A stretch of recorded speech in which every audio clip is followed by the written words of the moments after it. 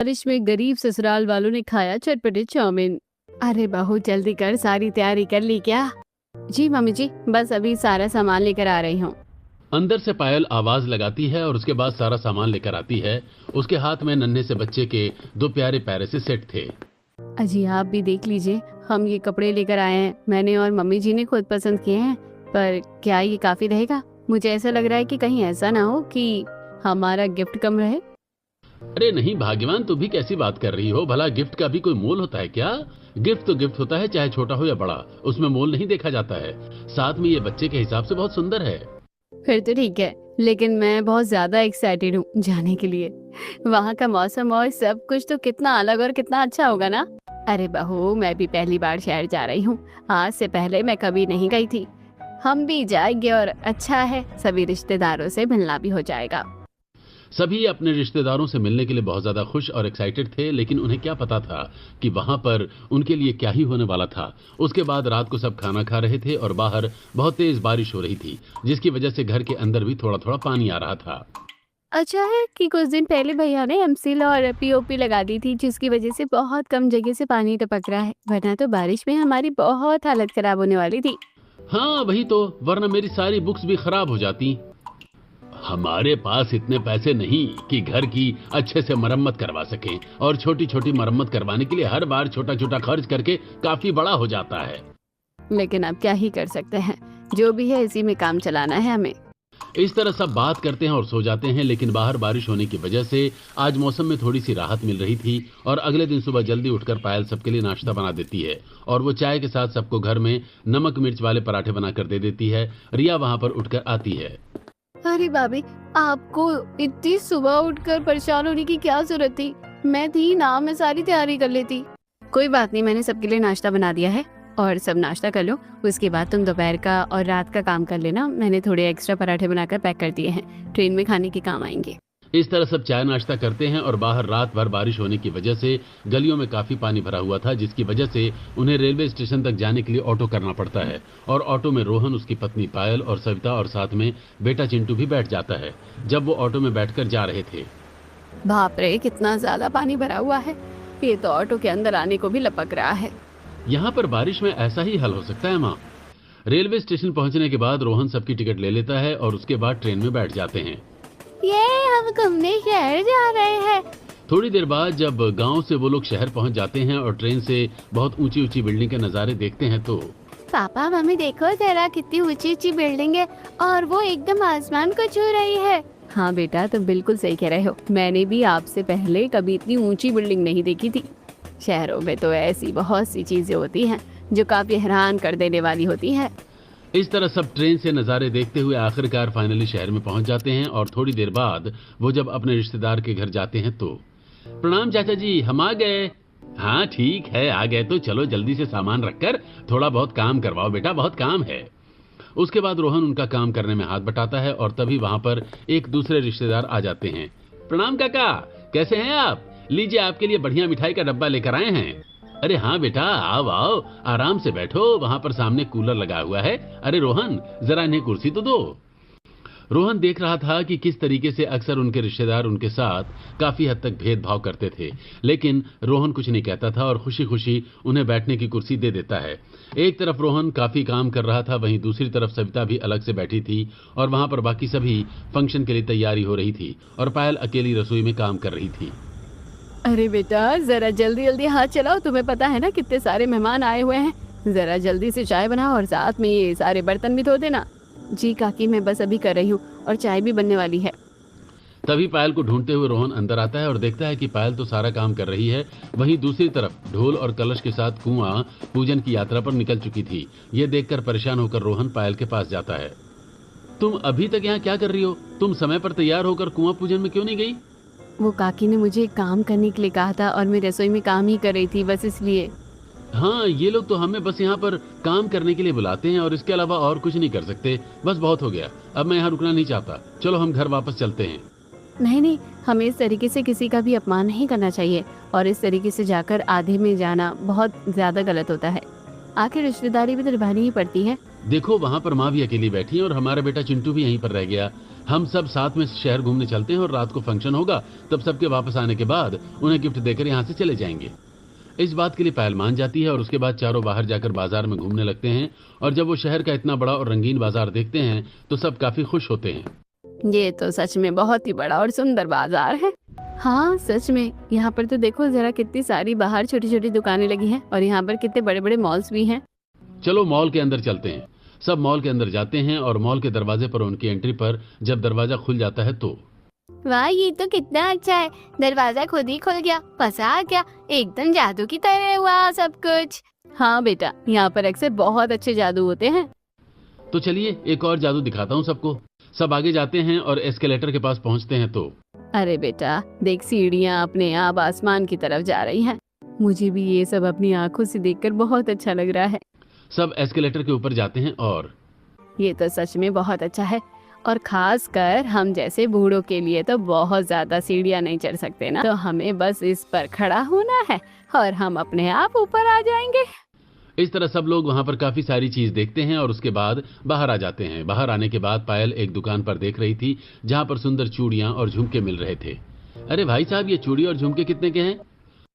भैया मेरे पास तो 3000 से स्टार्टिंग है हर चीज की। इतना ज्यादा दाम सुनकर रोहन काफी हैरान हो जाता है और उदास हो जाता है। कैसा पति हूँ जो अपनी पत्नी के लिए छोटी सी चीज तक नहीं खरीद सकता। कोई बात नहीं जी, मुझे ये सब नहीं चाहिए, मेरे पास बहुत सारी चूड़ियाँ और झुमके हैं। चलो हम सब कुछ खाते हैं। हाँ मम्मी, मुझे भी चाउमीन खानी है। उसके बाद सब थोड़ा आगे जाते हैं और वहां पर उन्हें एक मोमोज का ठेला भी नजर आता है। अच्छा बेटा, तुम्हें चाउमीन ही खानी है या फिर तुम्हें कुछ मोमोज वगैरह भी खाना है? नहीं मम्मी, मुझे मोमोज नहीं खाना, उसमें बहुत मिर्ची होती है, मुझे तो चाउमीन ही खानी है। उसके बाद रोहन एक ठेले वाले के पास जाता है और ये चाउमीन कितने की है? हाफ प्लेट 100 रुपया की है और फुल प्लेट 170 की है। हम खाने वाले 4 हैं और हाफ प्लेट में तो कुछ भी नहीं होगा। थोड़ा और आगे जाके देखते हैं, क्या पता सस्ता मिल जाए, क्योंकि यहाँ पर तो हर किसी का दाम थोड़ा अलग अलग होता है। उसके बाद वो सब आगे जाते हैं और कुछ जगह पर 120 रुपए प्लेट भी मिल रही थी और आखिर में उन्हें एक जगह मिलती है जहाँ पर उन्हें फुल प्लेट 100 रुपए में मिल जाती है। भैया आप हमारे लिए एक फुल प्लेट कर दीजिए। खानी है या पैक करनी है भैया? हम सबको अभी खानी है। उसके बाद वो सब गर्मा गर्म चाउमीन लेते हैं और खाना शुरू करते हैं। चाउमीन का पहला निवाला खाते ही सबको बड़ी खुशी होती है। ये तो सच में बहुत ही स्वादिष्ट है, और जो हमारे गांव में चाउमीन बनाने वाला आता है वो तो इसके आगे कुछ भी नहीं है। हाँ मम्मी, ऐसा लग रहा है कि आज तक हमारे गांव में जो चाउमीन वाला है हाँ मम्मी, ऐसा लग रहा है कि आज तक हमारे गांव में जो चाउमीन वाला है वो हमें चाउमीन के नाम पर सिर्फ उल्लू ही बना रहा था। असली चाउमीन तो मानो इसे ही कहते हैं, क्योंकि इसका स्वाद तो बहुत ही अलग है। साथ में इसमें 3 तरह की सॉस भी दी है और हर सॉस के साथ इसका एक अलग स्वाद आ रहा है। हाँ मुझे भी ये बहुत स्वादिष्ट लग रही है। इस तरह सब बहुत खुश हो जाते हैं और घूमने के बाद फिर से कुआं पूजन के फंक्शन में चले जाते हैं। और वहां पर जिसके घर में फंक्शन था, पायल उन्हें गिफ्ट दे देती है और रोहन के परिवार की ही एक खास रिश्तेदार उन्हें ताना मारते हुए कहती है, अरे आ रहे थे तो कम से कम कुछ ढंग का गिफ्ट तो लेकर आते, क्या वही बच्चे के 2 जोड़े उठाकर लेकर आ गए। अरे इन लोगों से क्या और उम्मीद कर सकते हैं। ऐसी बातें सुनकर पायल और सविता तो बहुत उदास हो जाती हैं। लेकिन क्या है ना भाभी जी, हमारे मन में काला नहीं है बाकियों की तरह।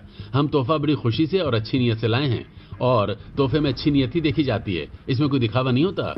और रोहन गुस्से में उन्हें वहां से ले जाता है। उसके बाद सब फिर से अगले सुबह की ट्रेन लेकर घर आने के लिए निकल आते हैं। घर पर इस बारिश ने तो हमें परेशान ही कर दिया। अभी थोड़ा बहुत जुगाड़ करके हमने घर की मरम्मत को करवाया था और अब बारिश में फिर से इतना सारा पानी घर के अंदर आ गया। सच में घर से बाहर पानी खाली कर करके मैं भी परेशान हो गया हूँ और पूरी छत बहुत ज्यादा टपक रही। कल मेरा पेपर भी है और कुछ भी नहीं पढ़ पा रहा हूँ। कोई बात नहीं बेटा, एक काम करो, तुम अपनी पढ़ाई कर लो, यहाँ की साफ सफाई में मैं मदद कर देता हूँ। नहीं पापा, आपकी तबीयत बिल्कुल ठीक नहीं है और इस समय आपको आराम करना चाहिए। घर आने के बाद जब सब वहाँ का हाल देखते हैं तो काफी दुखी हो जाते हैं। इतनी बारिश में तो फिर से वही पिछले साल वाला काम हो रहा है। पता नहीं क्या हो रहा है, हमारे लिए तो बस मुसीबत पर मुसीबत बढ़ती रहती है।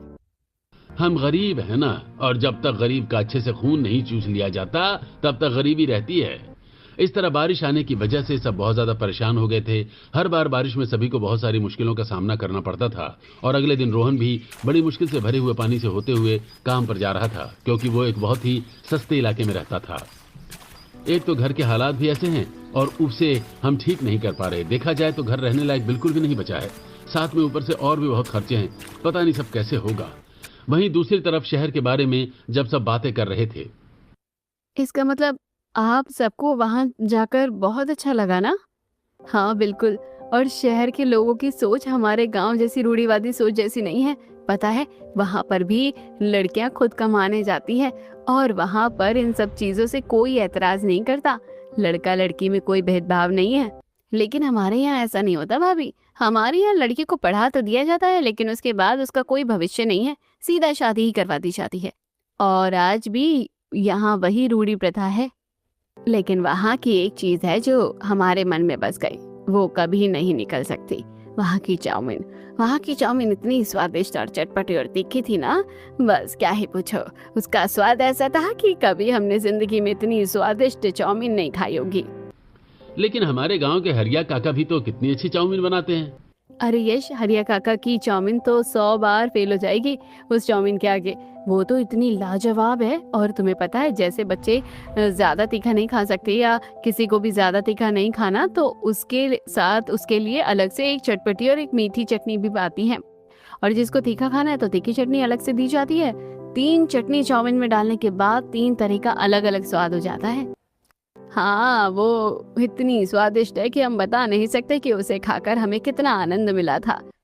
ऐसे बोल रहे हो तो मेरे मुंह में पानी आ रहा है। तुम लोगों ने अकेले अकेले खा लिया और हमारे लिए कुछ नहीं लेकर आए, और अब सिर्फ उसका गुणगान गा रहे हो। आपको तो पता है जी, हम लाना चाहते थे। ऐसा कभी हो सकता है कि हम लोग कुछ भी करें और आप लोगों को याद न करें? लेकिन इतनी सड़ी गर्मी है और कितना लंबा सफर है, सब खराब हो जाता। और महंगी भी तो बहुत है। पूरे 100 रुपए की प्लेट दे रहे थे, उसमें गाजर, पत्ता गोभी सब कुछ था। क्या है, इतने में तो हम यहाँ पर 5 दिन खा लेंगे चाउमीन। सही कहा, शहर बहुत महंगा होता है। शाम को रोहन काम से घर लौटता है और उसके बाद वो आज फिर से कुछ सामान लेकर आया था, जैसे पीओपी और एमसील। इसके बाद यश और रोहन दोनों मिलकर छत की मरम्मत कर रहे थे और वहीं दूसरी तरफ पायल खाना बना रही थी। आज खाने में फिर से वही दाल और चावल थे। मेरा तो मम्मी वही चाउमीन खाने का बड़ा मन कर रहा है। अरे चिंटू बेटा, बस कर, अब इस बारे में और बात मत कर। पहले ही तुम्हारी मम्मी और दादी ने इस बारे में बात करके दिन में हमारे मुंह में पानी ला दिया था, और अब फिर से दिल मचल जाएगा। हाँ, तुमने तो कम से कम उसे चखा तो सही, हमने तो चखा तक नहीं, इसलिए चुपचाप खाना खा लेते हैं। इस तरह सब खाना खा लेते हैं और सो जाते हैं। अगले दिन पायल बाजार में सामान लेने जा रही थी और उसने सिर पर पल्ला किया हुआ था और उसका हल्का सा घूंघट किया हुआ था। वहां पर उस गांव में औरतों को इसी तरीके से रहना पड़ता था। अरे भैया, जरा थोड़ी सी तोरी और लौकी दे दो। ठीक है भाभी जी, आपको आधा किलो तोरी और आधा किलो लौकी के पूरे 60 रुपए देने होंगे। क्या भैया, ये तो तुम बहुत महंगी सब्जी लगा रहे हो। अरे अगर इतनी महंगी सब्जी होगी तो आदमी ढंग से खाना कैसे खा पाएगा? इतना नहीं होगा, दाम कम करना होगा। अरे भाभी जी, हमें भी तो अपना पेट पालना है और अपनी रोजी रोटी चलानी है, और अगर घोड़ा घास से दोस्ती करेगा तो खाएगा क्या? देखिए, वैसे भी बारिश में काफी नुकसान हो जाता है और काफी चीजें खराब हो जाती हैं, तो इसलिए दाम तो कम नहीं हो सकता। मजबूरन पायल को सब्जी लेनी पड़ती है, और जब वो घर की तरफ जा रही थी तो अचानक से फिर से बूंदाबांदी हो जाती है और फिर वो जल्दी जल्दी घर की तरफ बढ़ने लगती है। लेकिन अचानक से बारिश की हल्की हल्की फुहारें तेज मूसलाधार बारिश में बदल जाती हैं। इसलिए वो एक दुकान के नीचे छांव लेने के लिए खड़ी हो जाती है और वहीं पर उनकी एक पड़ोसन भी आ जाती है। अरे सीमा बहन, आप भी बाहर सब्जी लेने आई थी क्या? नहीं, मैं तो राशन का सामान लेने आई थी। और अगर इस तरीके से बारिश में जाऊंगी तो सारा सामान खराब हो जाएगा। हाँ, थोड़ी देर यहीं पर इंतजार करके देखते हैं। इस तरह दोनों वहीं पर इंतजार कर रहे थे और वहीं से थोड़ी दूरी पर हरिया नाम का व्यक्ति चाउमीन बनाकर भेज रहा था। तो कुछ लोग चाउमीन खा रहे थे तो उनके बगल में खड़ी कुछ औरतें इस बारे में बातें कर रही थी। इस हरिया को तो गांव से निकाल देना चाहिए। पता नहीं क्या अजीब से लंबे लंबे कीड़े से बनाकर बेच रहा है। पता नहीं क्या चा पाव नाम है इसका।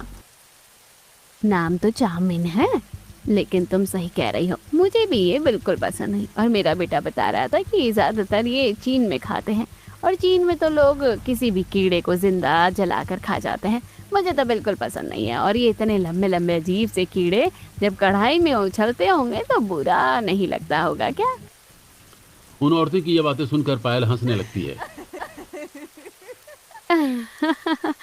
उसे हंसते हुए देखकर दोनों औरतें उसे घूर कर देखने लगती हैं और वो नजरें घुमा लेती है। थोड़ी देर बाद बारिश रुकने पर सीमा और पायल घर की तरफ जा रही थी। अरे यहाँ के गांव के लोगों की सोच कितनी ज्यादा अलग है ना।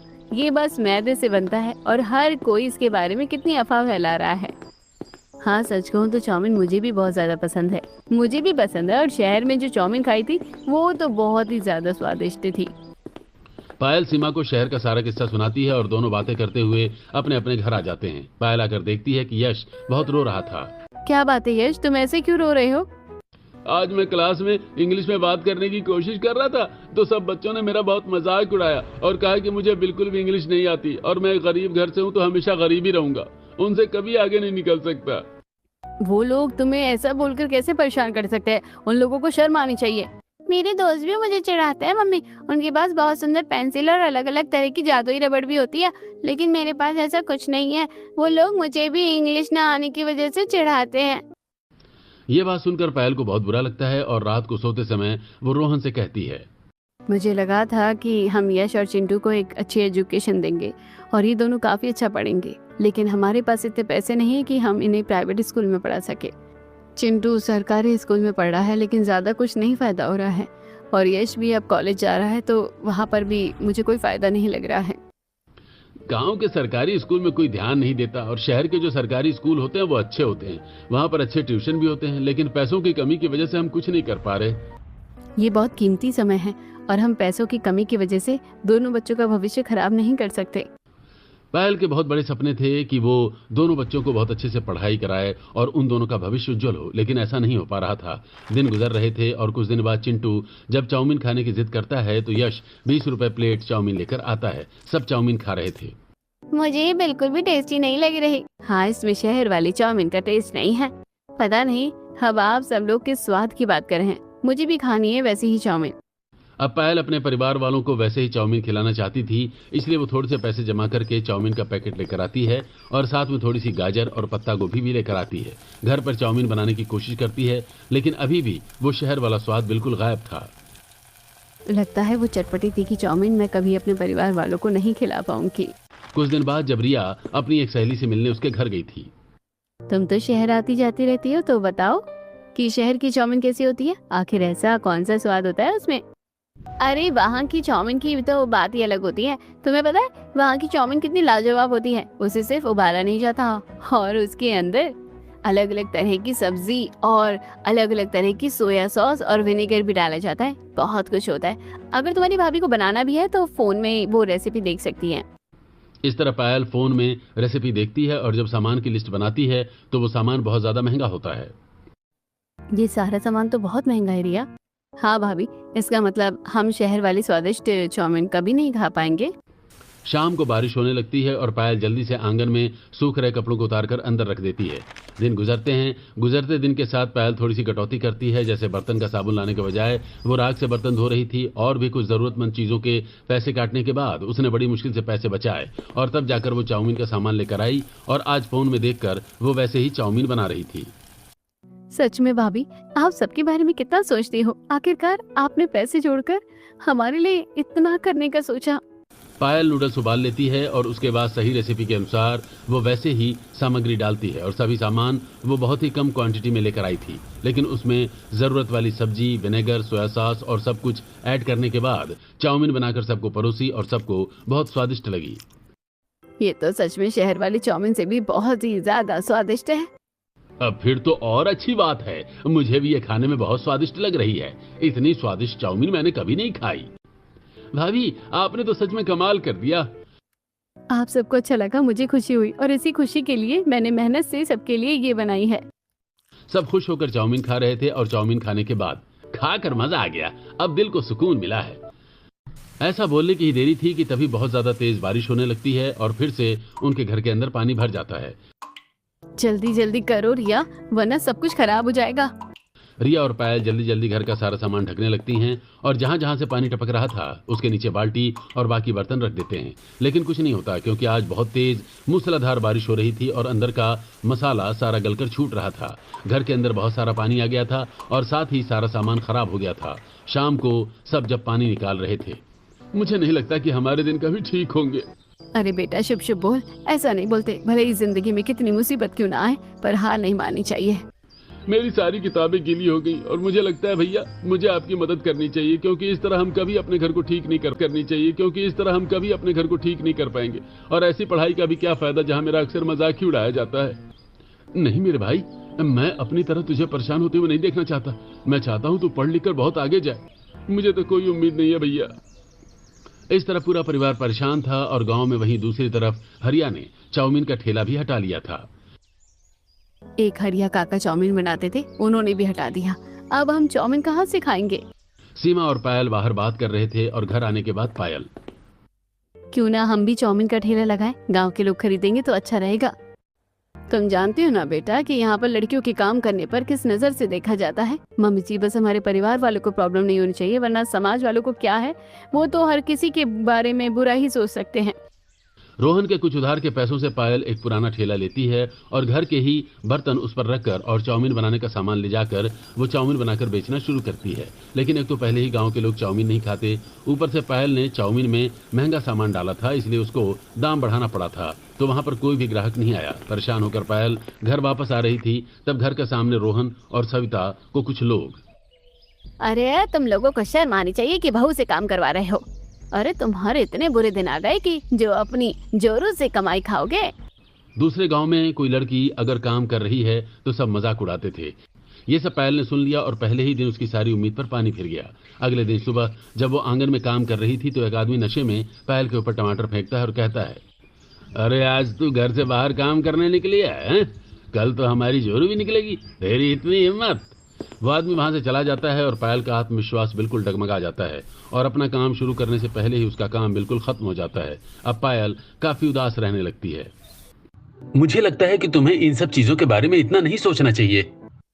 हमारे गांव में हमारी बहू बेटियों को पढ़ाया जाता है, शिक्षा का महत्व ज्यादा है।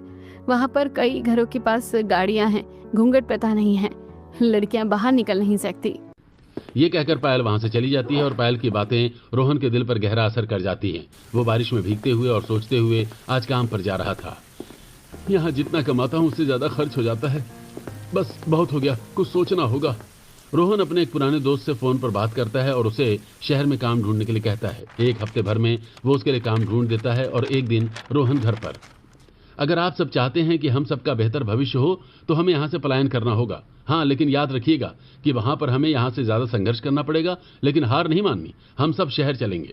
लेकिन बेटा, वहां की जिंदगी और वहां के तौर तरीके बहुत अलग हैं। हम सब खुद को कैसे ढाल पाएंगे? रहेंगे कहाँ? चिंता मत कीजिए पापा, राजू ने सारा इंतजाम कर लिया है। उसने किराए पर एक अच्छा मकान देख लिया है, सस्ता भी है। वहीं एक सस्ते इलाके में रहना होगा। पहले और भी काफी संघर्ष करना होगा। पायल भी इस बात के समर्थन में थी और कहीं न कहीं पूरा परिवार जानता था कि शहर की जिंदगी यहाँ से शायद कुछ बेहतर हो, और इसी उम्मीद में वो सब वहां पर जाकर शिफ्ट हो जाते हैं। यहाँ पर पहले से भी ज्यादा छोटा घर था और एक छोटे से हॉल में सब साथ में सोते थे। पर एक बात की तसल्ली थी कि बाहर बहुत तेज बारिश हो रही थी और उनका घर आज टपक नहीं रहा था। पहली बार एहसास हो रहा है कि बारिश भी अच्छी होती है, लेकिन यहाँ की गली में भी पानी भर गया है। इस पानी भरने की समस्या से तो बहुत परेशान है। कोई बात नहीं बेटा, अब तो मेरा दिल कहता है कि अब तो जरूर हम सब कुछ ठीक कर पाएंगे। रोहन वहां पर भी बहुत मेहनत करता है। हालांकि यहाँ पर उसकी पगार पहले से काफी ज्यादा थी, लेकिन खर्च भी यहाँ पर उतना ही ज्यादा था। महीना बीतने के बाद मैंने सोचा था कि यहाँ पर तनख्वाह ज्यादा है तो सब अच्छे से हो जाएगा, लेकिन यहाँ पर तो शहर में बिल, किराया और सब कुछ बहुत ज्यादा है और सब महंगा भी है। अब बच्चों की पढ़ाई का खर्च कैसे उठाएंगे? अगर यहाँ आकर भी बच्चों को नहीं पढ़ा पाएंगे तो बहुत दुख होगा। इसलिए तो गांव और शहर की जिंदगी काफी अलग होती है, पर कोई बात नहीं, हम सब मिलकर करेंगे। और मैं सोच रही थी क्यों ना मैं यहाँ पर अपना काम शुरू करूँ। इसलिए तो घर के बाकी सामान के साथ तुम्हारा ठेला भी लेकर आया हूँ। यहाँ पर तुम्हें कोई रोक टोक नहीं होगी। रोहन पायल का पूरा समर्थन करता है और आज पहले पायल एक बार फिर से घर पर चाउमीन बनाकर देखती है और उसके साथ अलग अलग तरह की सॉस बनाती है। सबको टेस्टिंग के लिए चाउमीन खिलाई जाती है। मैं बाकी सबसे चाउमीन का स्वाद अलग करने के लिए इसमें थोड़ी सी इमली का खट्टापन भी इस्तेमाल करूंगी। साथ में धनिया पुदीने की चटनी को इस्तेमाल करूंगी ताकि एकदम फ्रेश और ताज़ापन का एहसास हो सके। मैंने खट्टी मीठी और सिर्फ मीठी और एकदम तीखी चटपटी बनाई है। सब लोग अलग अलग फ्लेवर की चटनी के साथ चाउमीन खाकर ट्राई करते हैं और सबको बहुत अच्छी लगती है।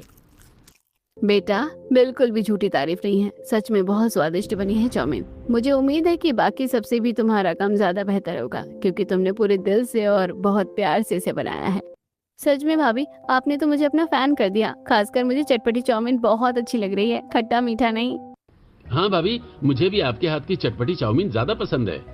बाहर बारिश हो रही है और हम यहाँ चटपटी चाउमीन का मजा ले रहे हैं। मजा ही आ गया है। अब से बारिश में पकौड़े नहीं, बारिश में चटपटी चाउमीन बनेगी। इस तरह पूरे परिवार से सपोर्ट मिलने के बाद अब पायल रिया के साथ अपना ठेला लगाना शुरू करती है और उसने शुरू में सिर्फ 60 रुपए प्लेट में चाउमीन बेचना शुरू किया, जो कि शहर के बाकी चाउमीन वालों के रेट के मुकाबले बहुत ही कम था। इसलिए शुरू में ही उसके पास ग्राहकों की भीड़ लगना शुरू हो जाती है। अरे बहन जी, आपने तो कमाल कर दिया और पहली बार आज आपने ठेला लगाया है। आपके हाथों में तो जादू और स्वाद दोनों है। हाँ सच में, इतनी स्वादिष्ट चाउमीन मैंने कभी नहीं खाई और ये चटनी ये तो एकदम फ्रेश लग रही है। बहुत ही चटपटा और तीखा स्वाद है इसका। इस तरह ग्राहकों को पायल के हाथ का स्वाद जम जाता है और उसकी चटपटी तीखी चाउमीन सबको बहुत स्वादिष्ट लगती है। इस तरह पायल खुश थी और एक दिन पायल बारिश में घर आ रही थी और गड्ढे में ठेले का पहिया अटकने की वजह से उसका सारा सामान नीचे गिर जाता है और उसका थोड़ा नुकसान हो जाता है। जिंदगी में मुसीबतें कम होने का नाम ही नहीं लेती हैं। कोई बात नहीं भाभी, आप ही कहती हो ना, मुसीबत आए तो उन्हें भी हंसकर सहना चाहिए। अच्छा है आपको चोट नहीं लगी, मैं सामान उठाती हूँ। पायल का जिंदगी जीने का नजरिया काफी पॉजिटिव था। इसलिए कहते हैं ना, कभी कभी हालात इंसान को इतना तोड़ देते हैं कि कभी कभी तो उसका दिल दुख ही जाता है। और आज घर आने के बाद वो उदास थी। मुसीबतों से डर नहीं लगता, लेकिन अभी मैं बिल्कुल लागत पर चाउमीन बेच रही हूँ और मुझे ज्यादा कुछ मुनाफा नहीं हो रहा। ठेला गिरने की वजह से नुकसान भी हुआ और कुछ पैसे भी गिरकर गीले होकर खराब हो गए। सोच रही हूँ दाम बढ़ाए तो कहीं ग्राहक ना आए। कोई बात नहीं बेटा, तुम कहती हो ना कि जिसके पास काबिलियत होती है वो कभी पीछे नहीं रह सकता। तुम्हें दाम बढ़ाना चाहिए क्योंकि हर कोई पैसे कमाने के लिए बैठता है। फिर से एक बार पूरा परिवार एक दूसरे का सुख दुख में साथ देते हुए आगे बढ़ता है और इस बार पायल ने दाम बढ़ाया और उसके बाद भी ग्राहकों ने आना कम नहीं किया, क्योंकि काबिलियत होती है तो इंसान हर मुश्किल को भी पार कर लेता है और एक दिन उसे सफलता जरूर मिलती है। अब पायल काफी अच्छा कमाने लगी थी और उसमें अपने बेटे का भी बहुत अच्छी तरह ट्यूशन लगवाया और साथ में यश का भी अच्छे कॉलेज में दाखिला करवाया। मुझे लगता है भाभी कि आपको और भैया को कुछ पैसे जोड़कर अच्छी जगह का इंतजाम कर लेना चाहिए, ना कि हमारी पढ़ाई पर इतना पैसा लगाना चाहिए। मैं और तुम्हारे भैया भविष्य तक का सोच रहे हैं। अभी हम ठीक से रह नहीं पा रहे, कोई बात नहीं। छोटा घर है, कोई बात नहीं, लेकिन कल को भविष्य बेहतर होगा तो ज्यादा अच्छा होगा। और इस समय सबसे बड़ी इन्वेस्टमेंट हमारी पढ़ाई होती है और एजुकेशन ही एक पॉइंट होता है सक्सेस के लिए। कमाल है, शहर आकर तो तुम्हारी भी अंग्रेजी में सुधार हो गया। मैं भी थोड़ी सी अंग्रेजी सीखने की कोशिश करती हूँ फोन में, ताकि अपने बच्चों को बेहतर भविष्य दे सकूं और उसे भी पढ़ा सकूं। यहाँ की पढ़ाई मुझे समझ नहीं आती और मैं चाहती हूँ कि मैं चिंटू की पढ़ाई का पूरा ध्यान रखूं। अब समझ आती है बड़े बुजुर्गों की कहावतें हमेशा सही होती थी। जहाँ चाह होती है वहाँ राह होती है। भाभी ने साबित कर दिया, इंसान चाहे तो किसी भी उम्र में कुछ भी कर सकता है। और मैं भी अब से हर काम में आप सबकी बहुत मदद करूंगी। मुझे सबसे ज्यादा खुशी है कि हम उस रूढ़िवादी सोच वाले गांव से बाहर आ गए। वहाँ पर तो हमारी जिंदगी ऐसी नहीं थी कि हम खुली हवा में सांस ले सकते हैं। हाँ, यहाँ पर लड़का लड़की में भेद नहीं है। हालांकि इस तरह परिवार की मुसीबतें तो बिल्कुल खत्म नहीं हुई, लेकिन कम तो हो गई। पायल ने भी अपने ठेले पर बहुत मेहनत से काम किया और उसका काम बहुत अच्छा चल रहा था। रोहन भी मेहनत कर रहा था और अब तो रिया भी दिन में एक्स्ट्रा पार्ट टाइम काम कर रही थी, ताकि वो भी बेहतर भविष्य के लिए घर वालों का साथ दे सके।